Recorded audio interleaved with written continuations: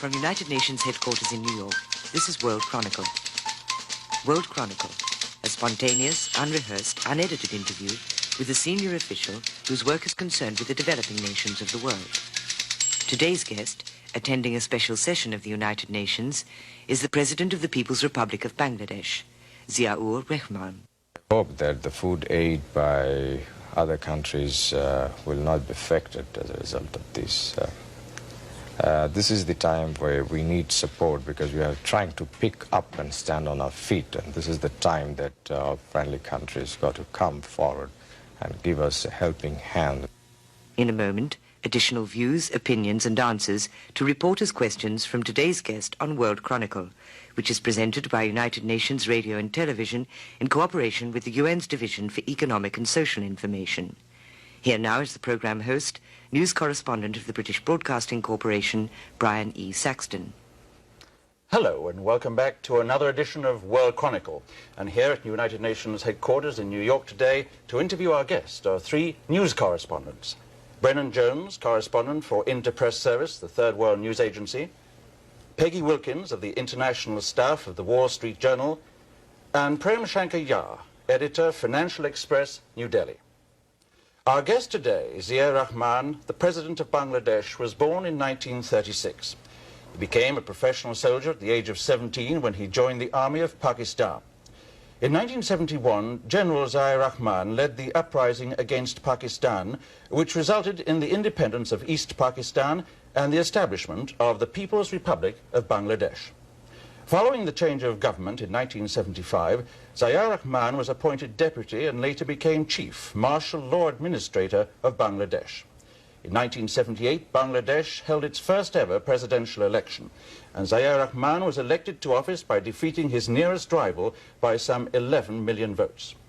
President Ziaur, we're delighted to have you on this edition of World Chronicle, and here with our first question for you is Mr. Yar of the Financial Express in New Delhi. Mr. President, the question I have to ask you today concerns your statement this morning to the General Assembly, where, if you'll pardon me using the phrase, you dropped a small bombshell as far as the Group of 77 were concerned. In fact, someone listening to you said that it's rather like the chap who told the king that he had no clothes on. I'm referring, of course, to your suggestion that the OPEC countries should cut the price of oil to the developing countries by 50%. Now, from what I've been seeing, a number of people have this very much on their minds, but the Group of 77 were rather hoping, to keep this within the ECDC, the Economic Cooperation for Developing Countries, and not to air it here. Now, what were your reasons for doing this, and how have you been received? Well, that's for you to judge how I have been received as far as this is concerned. But countries like ours, the least developed countries, are really badly affected as a result of the general inflation all over the world and the rise in oil price. On the one hand, we are paying far too much price for oil, and on the other hand, we are having to get from the developed countries finished products at higher and higher price. So on the one hand, we are having to pay a much higher bill for oil, and on the other hand, we are having to pay much higher bill for imported products. This has put us off very badly. So we have to find out ways and means by which we can balance up this maladjustment.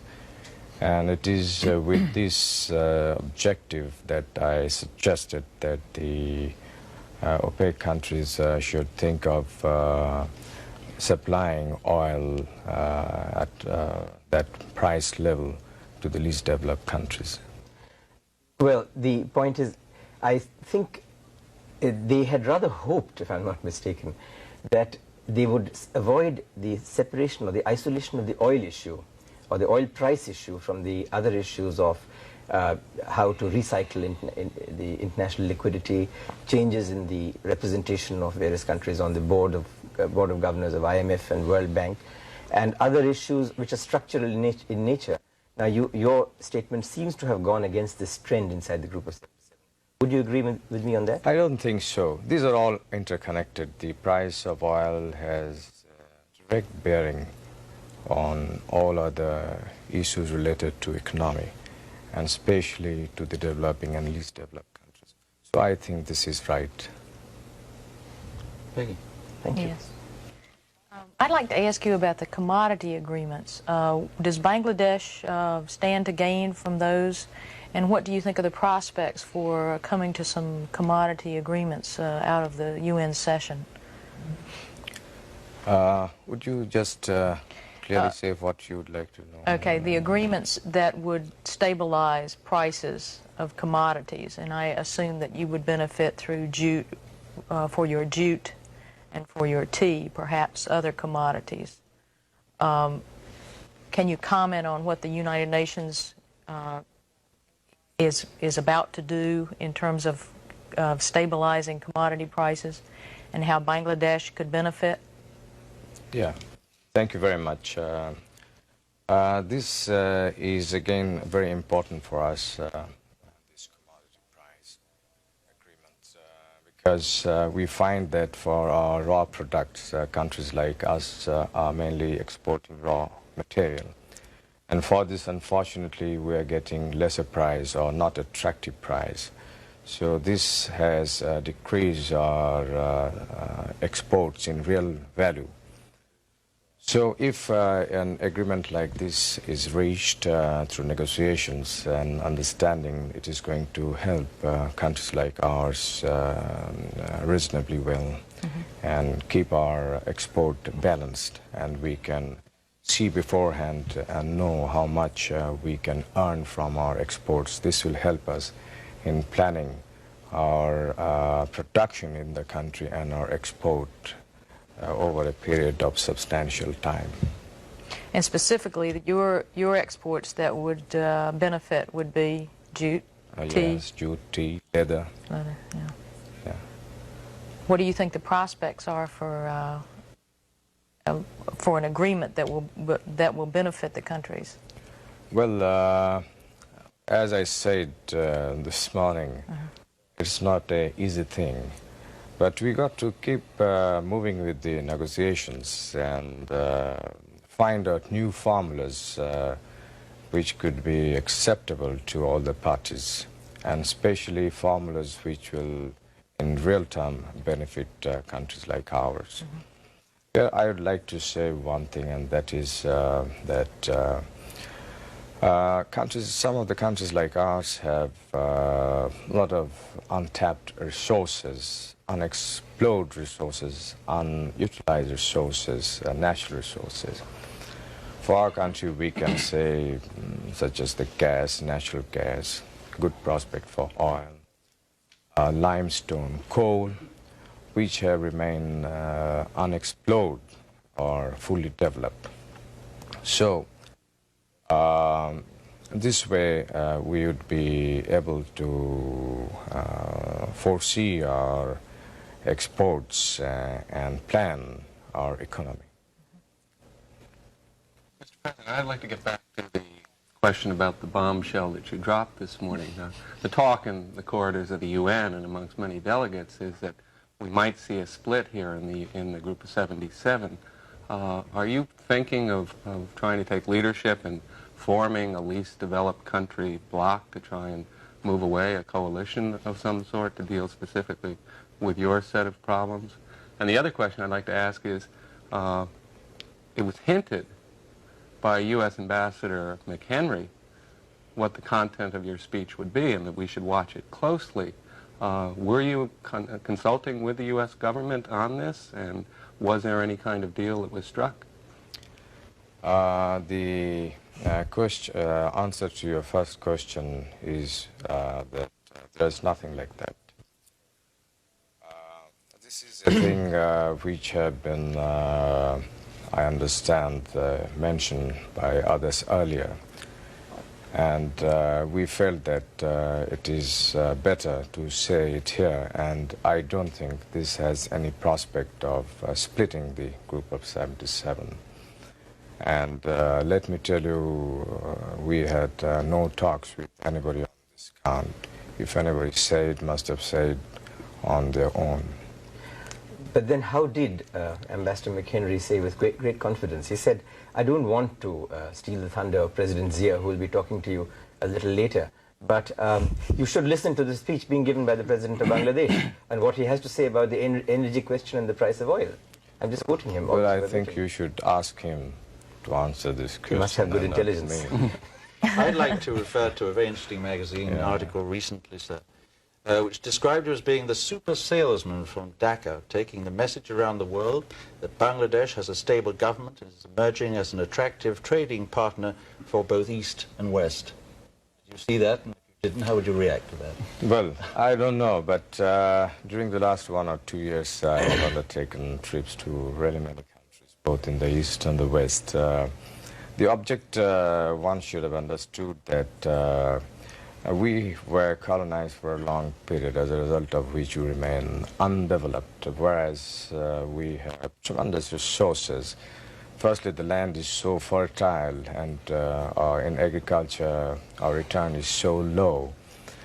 As I said a few minutes ago, we have several others, very valuable natural resources which have remained undeveloped, unexplored.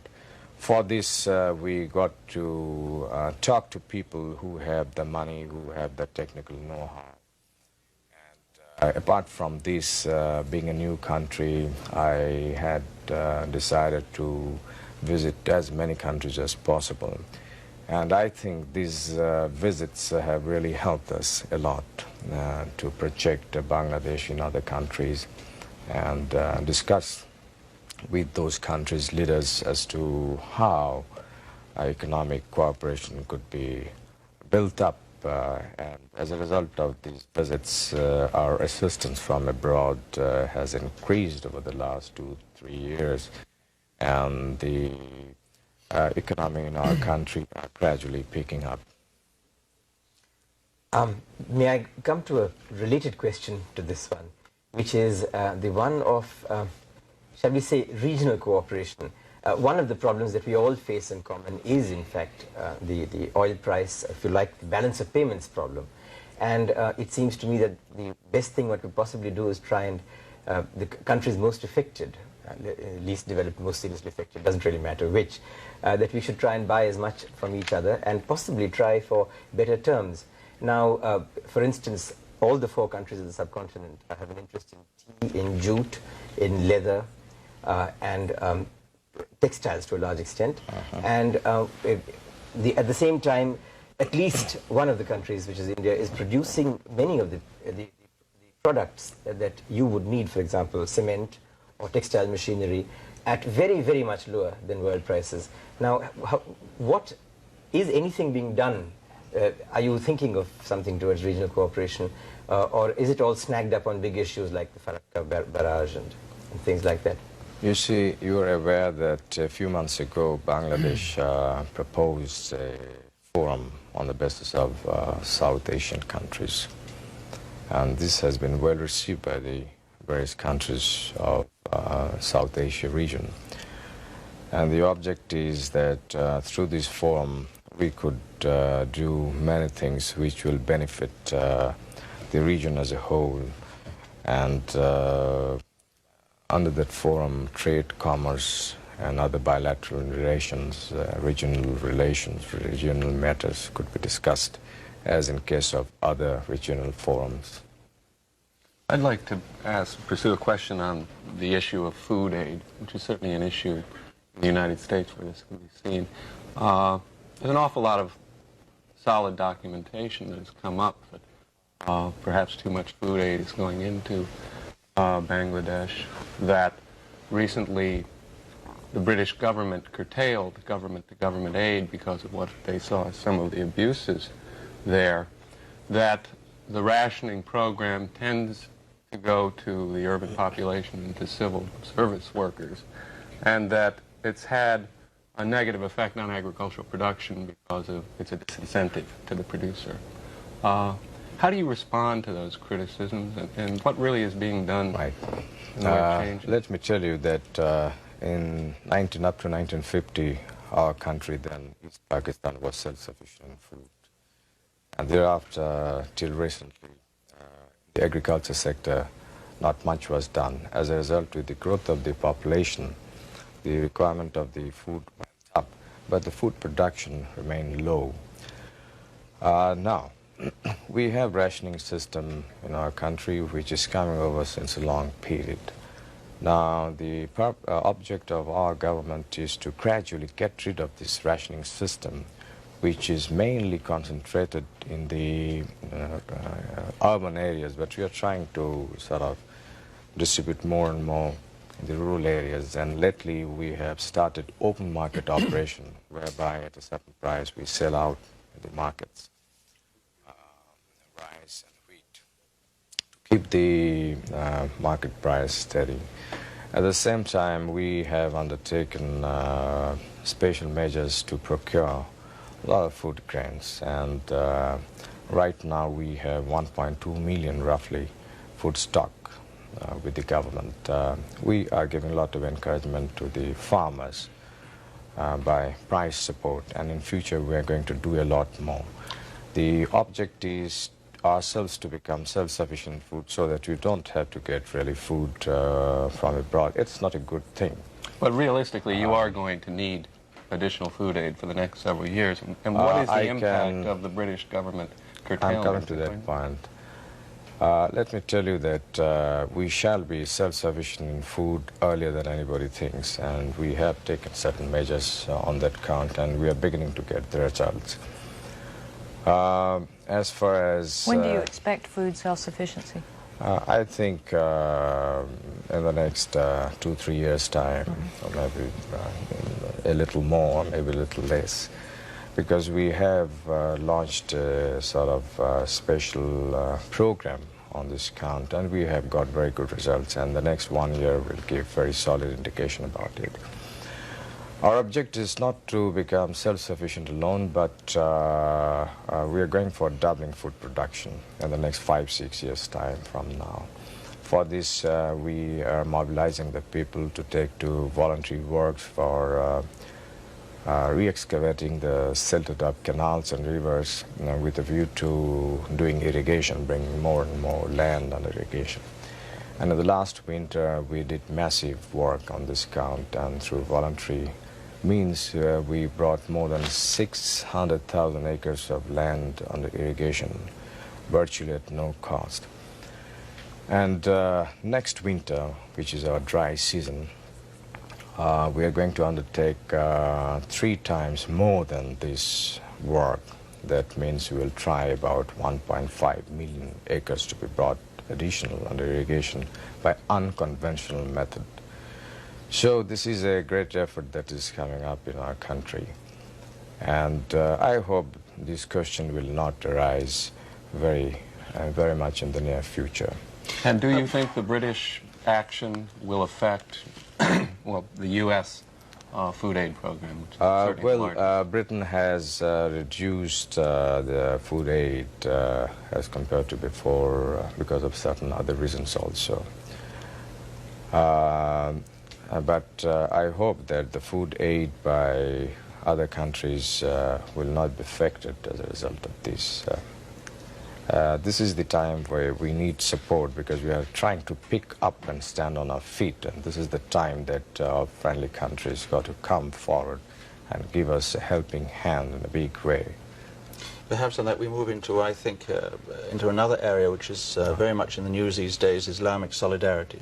As you know, Bangladesh talks constantly of the need for increased solidarity. So I think we do have to ask you the question, how do you view recent events in Afghanistan and Iran as being a potential threat to that solidarity?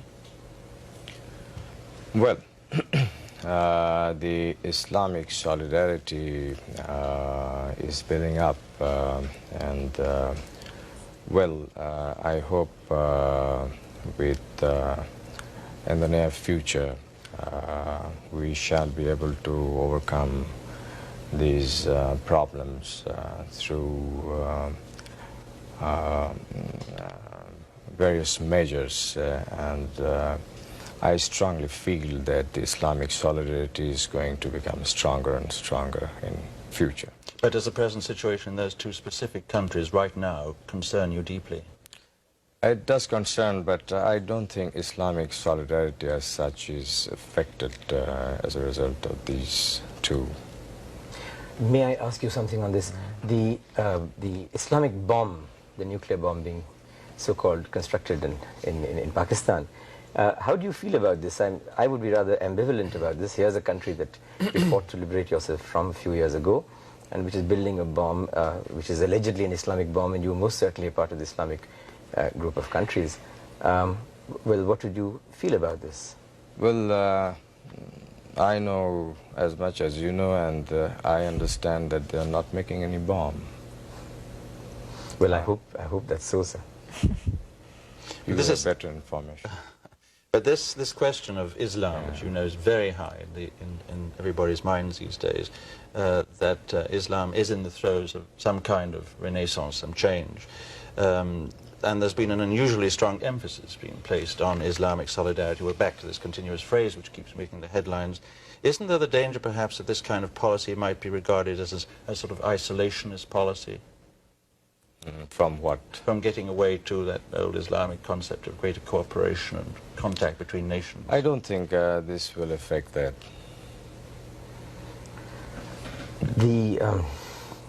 I wonder if... no, please, after. Are you said on the same line? If we Like have to in our, shift it. in our few Right. minutes left, I'd love to pursue this because it is a terribly...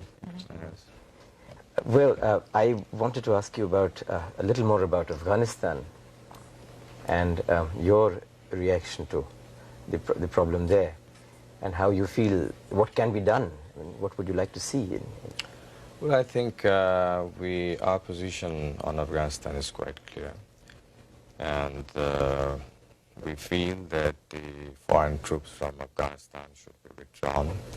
And the people of Afghanistan should be left on their own to choose their system, political, economic, and government system. Well, I think the obvious other question is Iran. I think your foreign minister in Islamabad in July did say that he thought the situation in Iran was a threat to regional security. And I think there was the idea of setting up a contact group to help solve that problem. What has been the latest news on that? Well, I precisely don't know, but I think they are making all efforts to work out some understanding with the present Afghan people or government. I don't understand. I don't have the exact information, but they are approaching in various ways to realize their objective. My question gets back to what the UN is doing here in the special session. I think most people have the assessment that not much is going to come out of it, which leaves Pakistan, or Bangladesh, very much in a situation like a lot of developing countries. Insufficient assistance from the North, or concessions by the North, and probably not much from OPEC. What does a country like yours do then, given the inflation rate, given the world economic crisis? And if you could also follow that up on what do you tell the world in terms of the things you are doing to meet your own energy needs within Bangladesh? Good, I think that's a very good question. It's a very difficult problem, let me tell you. But this should not dishearten us. There should be less of pessimism and more of optimism, and we should move forward and negotiate, carry on with the dialogue, talk, and find out formulas which could bring better results in this. As far as we are concerned, we are not sitting idle. We are developing our natural gas, and we have sufficient natural gas. I think in the near future we are going to sort of bring gas under more utilization. We may sell natural gas as LNG and use natural gas as CNG and things like that. And we are now exploring ourselves for oil. There's very strong indication that we have oil. And we hope in the near future we may have oil, we may get oil in our country. Then we have a huge reserve of coal in the northern areas of our country. and we're going to sort of exploit this coal mine. And we're working also on other form of energies to meet our present requirement and also the future requirement. But as time is passing, our own energy requirement is also increasing. So coming around that we got to do something so that the least developed countries do not come under so heavy pressure as a result of the increase in the price of oil. Because we really don't have the means to buy oil at such high rates, yet we need oil for our development. Is the oil deposits that you have indications of, are they anywhere near this line of demarcation of the continental shelf with India? Because there are some people, perhaps not well-wishers of either India or Bangladesh, who would like to see a kind of dispute coming up on this. I find your questions are one track, however. You see, we are looking for oil on the land. We have brought now our own rigs, and in a few months' time we would be drilling for oil on the land. Mr. President, I'm afraid that's all the time we have today, which is a great pity. The clock always beats us. President Zayer, we have to close the show, but we want to thank you for being with us today to answer our questions on this edition of World Chronicle. Our guest has been Zayer Rahman, the President of the People's Republic of Bangladesh. President Rahman, here to attend a special session of the United Nations General Assembly, was interviewed here at UN headquarters in New York by Brennan Jones, correspondent for Interpress Service, the Third World News Agency, Peggy Wilkins of the International Staff of the Wall Street Journal, and Prem Shankar Jha, editor of the Financial Express of New Delhi. And I'm Brian Saxton, thanking you for being with us and hoping you'll join us again for the next edition of World Chronicle.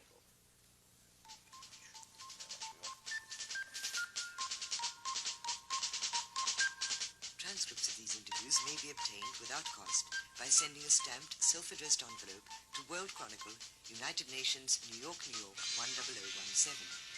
World Chronicle is broadcast in developing and developed nations worldwide and features senior officials whose work is concerned with the developing nations of the world, in spontaneous, unrehearsed, unedited interviews conducted by reporters from press, radio, and television. World Chronicle is a public affairs presentation of this station. It is produced by United Nations Radio and Television in cooperation with the UN's Division for Economic and Social Information. This is Tina Jorgensen speaking.